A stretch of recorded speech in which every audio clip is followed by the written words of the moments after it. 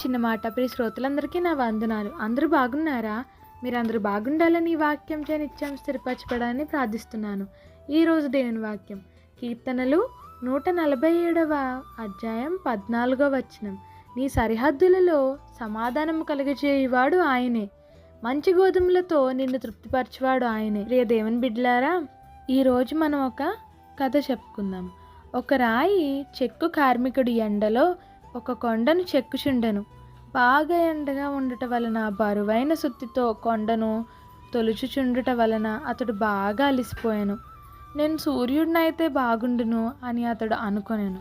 దేవుడు అతని కోరికను మన్నించి అతనిని సూర్యునిగా మార్చివేశెను. అతడు సంతోషముగా తన కిరణములను ప్రసరించుచు మేఘములను తనకు అడ్డుగా వచ్చున్నాయని గమనించి, నేను మేఘమునైతే ఎంత బాగుండును అని అతడు అనుకొనెను. దేవుడు అతను మేఘముగా మార్చివేశెను. అతడు మేఘము అయిన తర్వాత ప్రపంచమంతయు తిరిగి వర్షం కురిపించెను. కానీ గాలి తనను ఇష్టం వచ్చినట్లు చెదరగొట్టుట గమనించెను.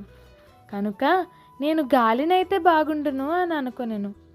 దేవుడు అతనిని గాలిగా మార్చెను. ఒకరోజు తాను వీచిచుండగా ఒక కొండ తనకు అడ్డం వచ్చినట్లుగా గమనించెను. తాను కొండనైతే ఇంకా బాగుండు అని అనుకొనెను. దేవుడు అతని కొండగా మార్చెను. కొంత సమయమైన తర్వాత ఎవరో తనను ఉలితో చెక్కుచున్నట్లు గమనించెను.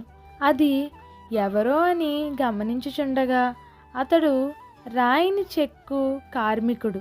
కాబట్టి ఓ సహోదరి సహోదరుడా, మనం కూడా ఈ కార్మికుని వలె తృప్తి లేని జీవితము గడుపుతాము. అతడు సూర్యుడైనా, మేఘమైన, గాలి అయినా, కొండ అయినను అతనికి తృప్తి లేదు. చివరకు తాను మొదట ఏమై ఉన్నాడో అదే శ్రేష్టమైనదని గ్రహించాడు. కనుక దేవుడు మనకు అనుగ్రహించిన స్థితియే ఉత్తమమని గ్రహించవలెను.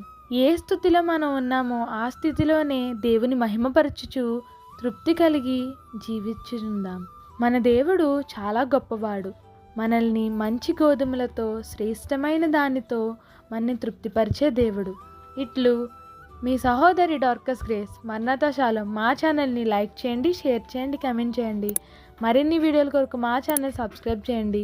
పక్కనున్న బెల్ ఐకాన్ క్లిక్ చేయండి. Thanks for watching.